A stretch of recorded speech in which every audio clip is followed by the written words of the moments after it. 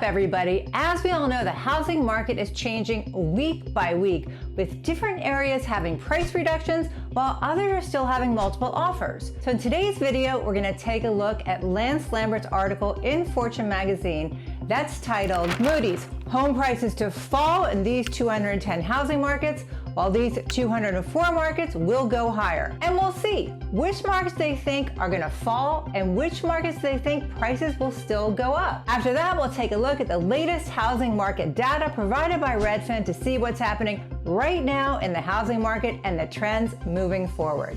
So let's just dive right in.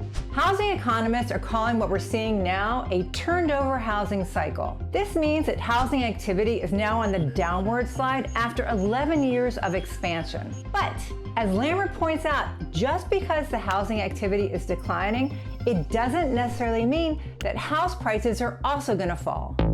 So Fortune reached out to Moody's Analytics to get access to their latest proprietary housing analysis to see if they think houses will decline during the recession or if they will continue to rise. Researchers at the financial intelligence firm calculated how house prices are likely to shift in 414 regional housing markets between the fourth quarter of 2022 and the fourth quarter of 2024. Their forecast model predicts that 210 markets will see prices decline over the next 2 years, while 204 markets will see prices increase over the next 2 years. Take a look at this map provided by Lambert and Moody's Analytics and see if they calculated your area and where it stands. It looks like they gave the DC area a negative 1.33, which means that prices will go down over the next 2 years. If that means that prices will drop 1.33% over the next 2 years from the all-time highs of 2021,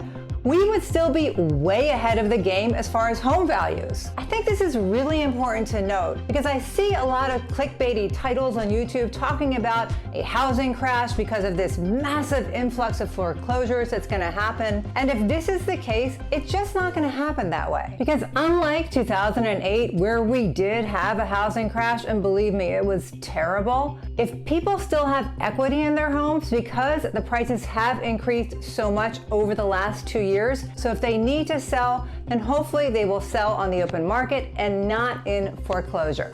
But let's continue. So let's see which markets Moody's Analytics thinks will have the biggest price drops over the next 2 years. Moody's Analytics forecast model predicts the villages in Florida will have the biggest drop in house prices between the fourth quarter of 2022 and the fourth quarter of 2024. Moody's Analytics predicts home prices in the village will fall 12.8%. Not far behind that are Punta Gorda, Florida at 11.4%, Spokane, Washington at 9.4%, Cape Coral, Florida 9.4%, Ocala, Florida 9.3%, Lake Havasu City, Arizona 9%, Fort Lauderdale, Florida 8.6%, Reno 8.2%, Missoula, Montana 7.7%, and Palm Bay, Florida 7.6%. Most of these markets that have the biggest risk of a home decline are also the markets that really boomed over the last 2 years. It's pretty evident that buyers are sick and tired of the crazy bidding wars and the high prices, and they're willing to wait it out and see if prices are going to come down. Wait! That, coupled with the high interest rates that simply priced out certain buyers, will cause more inventory, and that will organically bring prices down. And in Florida, home building soared throughout the pandemic. So unless they can offload a lot of those homes, they'll also have an oversupply of inventory. And that oversupply of inventory is how markets like Miami and Phoenix and Las Vegas got hammered back in 2008 when we did have a market crash. Let's see which markets Moody's Analytics and Fortune think will have a price increase over the next 2 years. Among the 414 housing markets analyzed by Moody's Analytics, Albany, Georgia is predicted to see the biggest jump in house prices over the next 2 years. Between the fourth quarter of 2022 and the fourth quarter of 2024, Moody's Analytics predicts prices will rise in Albany by 9.8%. 8%. Take a look at these places that are just behind Albany. Casper, Wyoming, 8% forecasted house price growth. New Bern, North Carolina, 7.6%. Rocky Mount, North Carolina, 7.3%. Augusta, Georgia, 7.2%. Hartford, Connecticut, 7.1%. Columbus, Georgia, 6.6%. Farmington, New Mexico, 6.5%. Valdosta, Georgia, 6.4%. And Danville, Illinois, 6.3%. Do you live in any of these areas that are mentioned? If you do, please comment below and tell us if you think that they are right.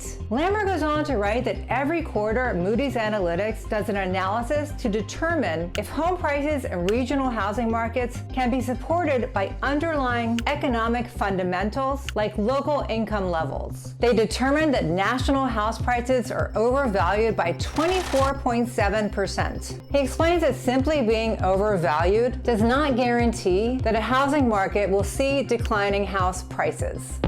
However, the more overvalued prices become, the more likely the housing market can see a price correction once the housing cycle turns over. Well, I think we can all agree that the housing market is turning over. Take a look at this map provided by Lambert and Moody's Analytics, which shows how overvalued certain markets are. It ranges from -6% up to 73%. It looks like they're saying the DC area is 21% overvalued, which I think makes sense. We had some crazy prices here in the last 2 years. I had one of my own listings that sold for almost $400,000 over asking price, which I knew at the time was not sustainable. Do you see your area on this map? If you do, definitely comment below and tell us if you think that they're right. Lambert writes that markets like Boise, which is 73% overvalued according to Moody's Analytics, and Phoenix, which is overvalued by 46%, are particularly vulnerable to falling house prices. Those markets have not only priced out many locals, but their hefty price tags have also become a deterrent for folks considering relocating there. He also mentions that CoreLogic estimates that about 98 markets have a high or very high probability of having prices fall in the next year. I talked about this in last week's video,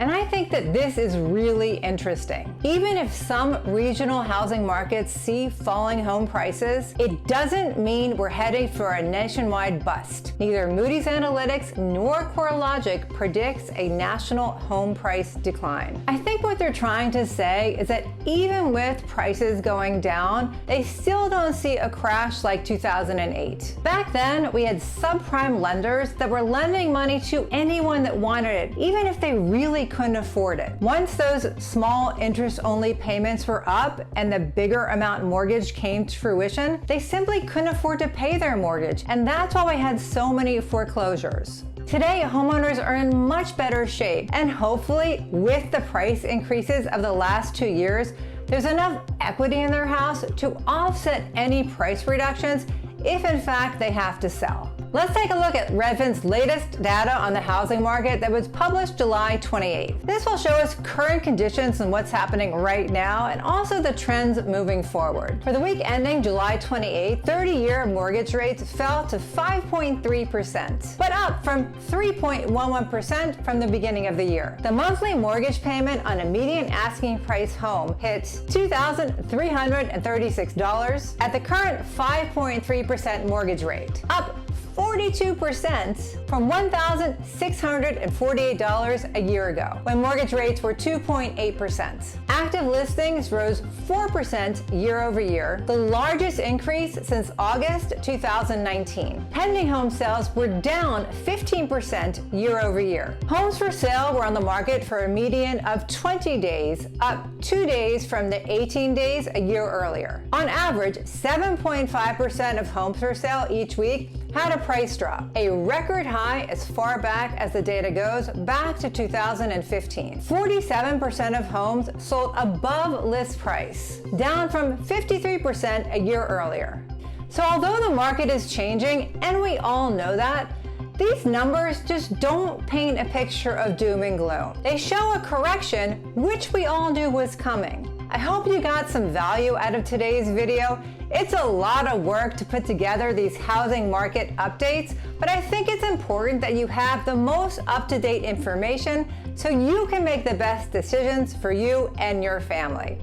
If you did get some value out of it and you want to show our channel some support, please smash that like button, comment below, and subscribe to our channel. It definitely helps us with the YouTube algorithm and motivates us to make more videos. Thanks for watching. I do appreciate it. Bye.